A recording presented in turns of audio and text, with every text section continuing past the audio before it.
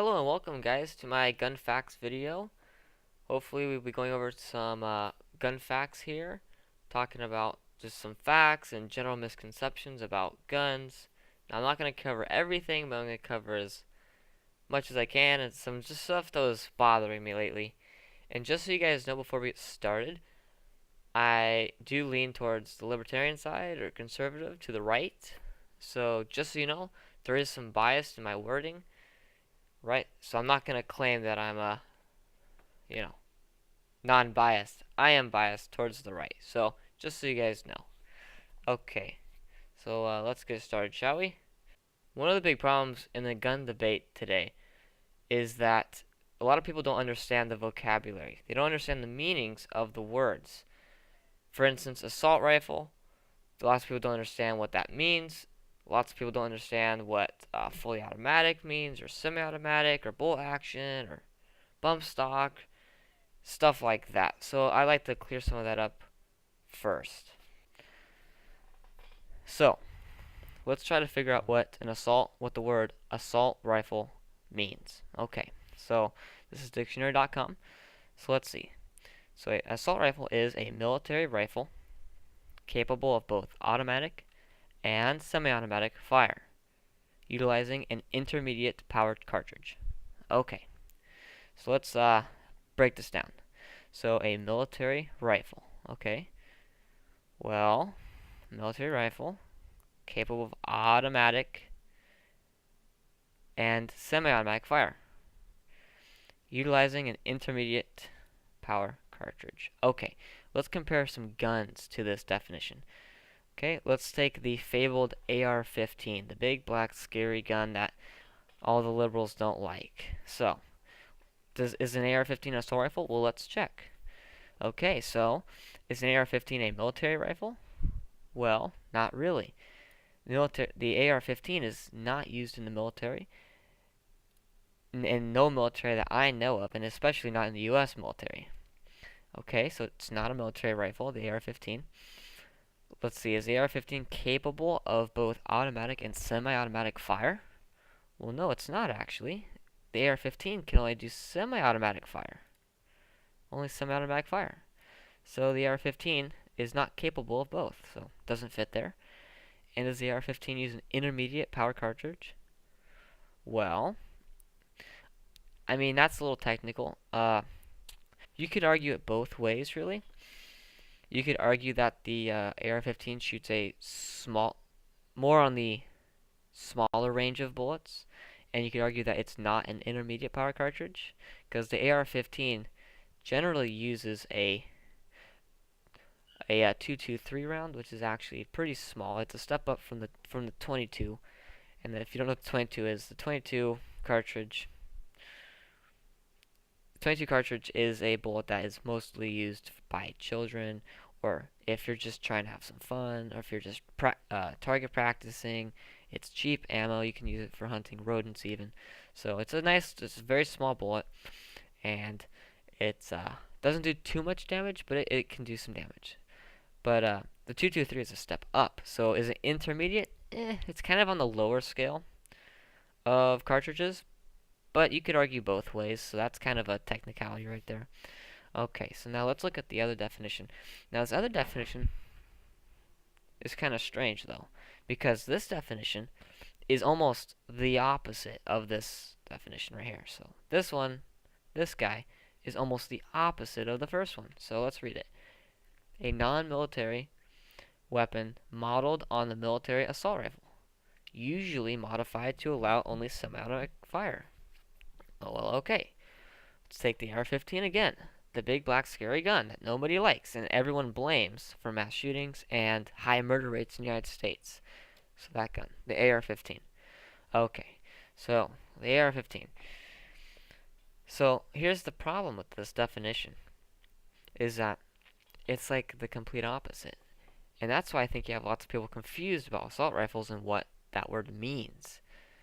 Right? Because on the media, in the news and the media on YouTube, you hear these politicians or news anchors or people say, this gun's an assault rifle, and also we need to ban all these assault rifles that are fully automatic or whatever. It's like, well, fully automatic guns are already legal.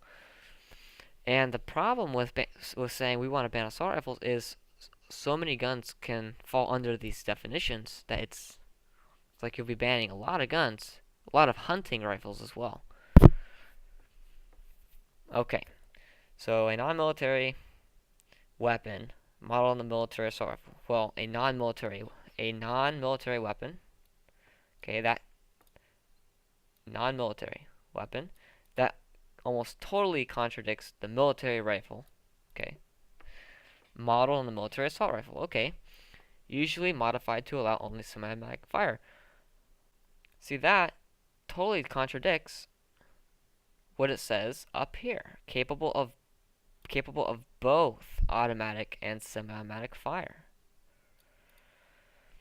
So, I mean, you can kind of take it for what it is, but you can see even on dictionary.com there's a little bit of a contradiction, and that's why in a gun debate I really urge people not to use the word assault rifle because it's a very ambiguous term.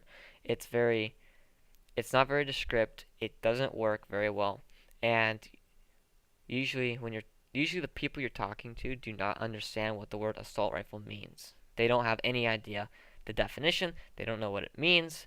So it's just not a good word to use. It generalizes way too many guns. As seen here. Now just for good, we'll take another Wikipedia. I know Wikipedia is not necessarily the most reputable site, but we'll just read it. So the definition varies among regulating jurisdictions. Okay, that's totally true. But usually includes semi-automatic firearms, okay, with a detachable magazine and a pistol grip. Well, hold on. But this sentence describes pistols and shotguns and hunting rifles and AR-15s. So that doesn't make sense. Assault weapon. See, a semi-automatic. Pistols are semi-automatic. Pistols have detachable magazines, and pistols have pistol grips. There are some shotguns that are semi-automatic. There are some shotguns with detachable magazines, and there are some shotguns with pistol grips. So you can even see here on Wikipedia, they completely contradict with dictionary.com, and the definition makes no sense whatsoever. So I think that's why you have lots of confusion in gun debates and in the media, because they use these words and they don't understand the definition of assault weapon. Now, again, people should not use the word assault weapon. It's not a good word. It's too vague, and it just really can confuse the situation more than it can help the situation, usually. Okay, so let's move on to some actual numbers, some real facts, the real meat of it. Okay, so let's look at all the hype right now is about AR-15s and assault rifles and all these big scary black guns that are that have magazines, high capacity magazines, and semi-automatic, big bullets. That's the thing. People are scared of them. They want to ban them. They want to have gun control. But let's look at this now. But let's look at the numbers here. Let's look at rifles. 374 people died in 2016. Were victims of murder in 2016 from rifles. Only 374. Now I say only because that is small potatoes compared to a lot of other numbers, as you can see up here. But rifles. So the word rifles, what kind of guns does that pertain to? Well, that pertains to the AR-15s in that category, AK-47, hunting rifles, bolt-action rifles, sniper rifles. I mean, basically any rifle you could think of is in this category.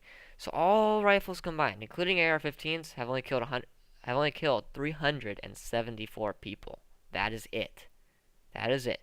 So you may be asking, what's more dangerous than AR-15 or rifles? Well, blunt objects, clubs and hammers. Clubs and hammers killed more people than rifles by almost 100 people. 472 people died from blunt objects. Okay?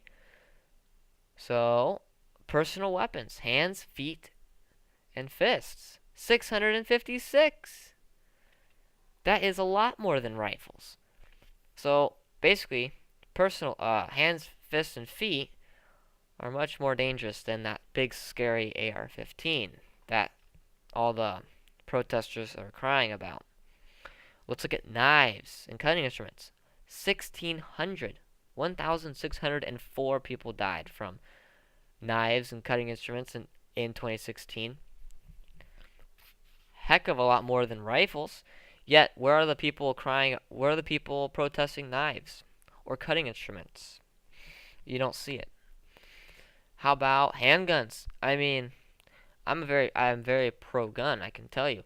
But look at handguns. 7,105 people died. So where are the protests on handguns? I mean, there are some people who just want to ban all guns. But the large majority of protests are for AR-15s and assault rifles, or what they call assault rifles, even though they themselves don't understand the definition. But they want to basically ban AR-15s, AK-47s, M16s, just all those types of guns, right? That's what they want to ban. Yet the amount of people that are killed by rifles, 374, is minuscule compared to how many handguns kill, or knives, or hands and feet, and clubs and hammers. And if you really want to start talking about uh, very negligible numbers, let's take a look at car accident deaths. I don't have the numbers up on the screen because I didn't have time to go and find the numbers. I did look it up a previous day when I was doing some research, but I lost the page.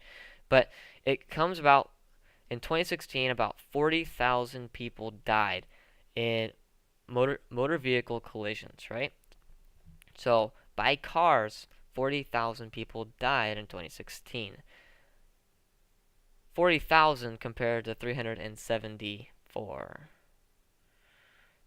So basically, cars killed 144 times more people than all rifles combined. That's pretty ridiculous. Now, where are the protests about cars? Where are the people? Where are all those liberals protesting? Why aren't they protesting cars? Automobiles. Why aren't they asking for more regulation? Why aren't they asking for stricter laws, more training, more strict rules on how to get a license? I mean, where is the protest? No, I'm not saying we should be protesting that. I don't think we should have stricter laws on cars or anything.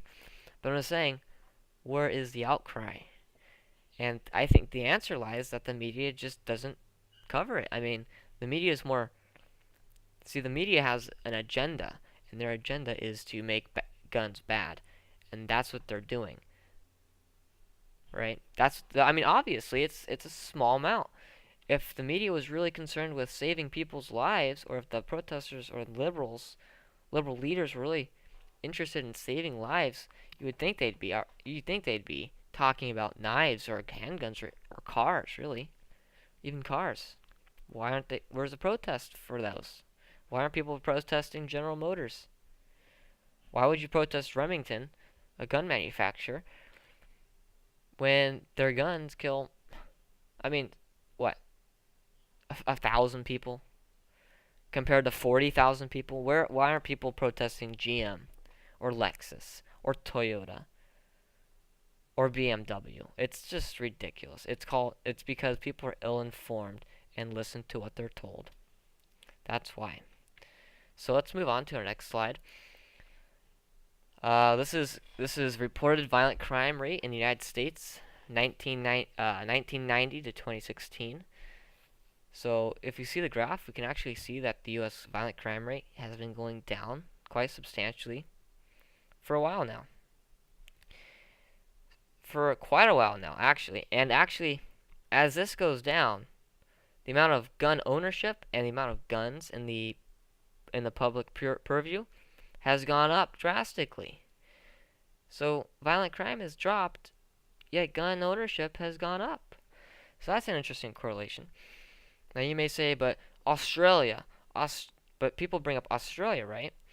So let's look at Australia. Australia did their gun buyback in 1996. That's when they passed it. Now, if you see, the United States was also dropping in violent crime in 1996. Look at that. Well, before 1996, in fact. So, a huge decrease, even during 1996. So now, you say, well, Australia's must have been more then, because, right, the media says how Australia's gun ban was so wonderful, how it worked. Well, let's take a look, shall we? So, here we are. Australia, violent crime. Australia homicide. Now, I know this is Google Images, and I do know that not all these are reputable. I mean, I understand that. But I have seen this many times. I have seen this graph many times. I just couldn't find a reputable website to show you guys on.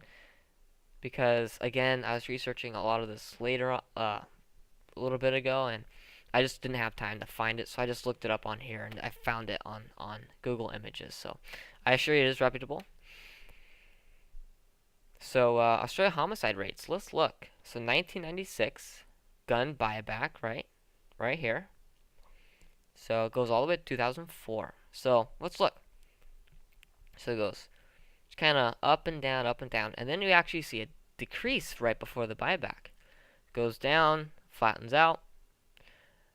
But here's the thing, is right after the gun buyback, a lot of people don't know this, and they will say, oh, crime went down. Well, it didn't.